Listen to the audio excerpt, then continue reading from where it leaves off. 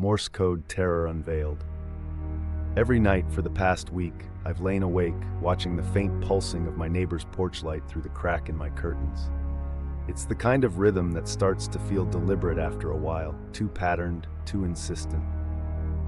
Last night, I finally downloaded a Morse code translator app, half joking with myself that maybe old Mrs. Callahan was sending secret messages.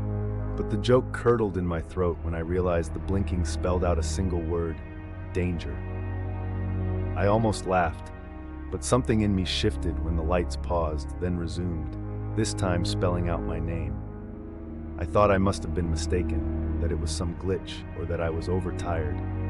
But when the light flickered out for a full 2 minutes, long enough for me to stumble out to my porch, phone in hand, I saw Mrs. Callahan standing behind her window, face pale in the glow.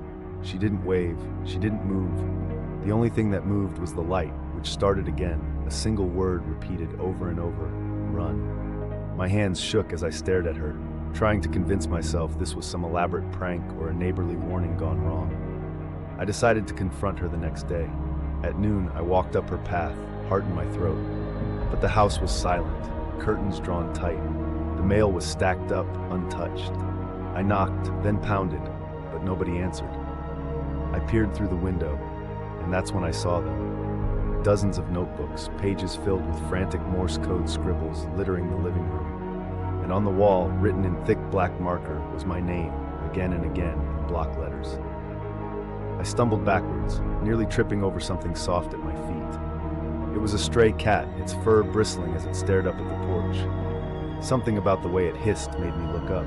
The porch light, though it was midday, flickered once, then twice. My phone buzzed, a notification from my camera app. It had detected movement. I opened the video. The porch light was blinking, faster now, spelling out a new message: behind you.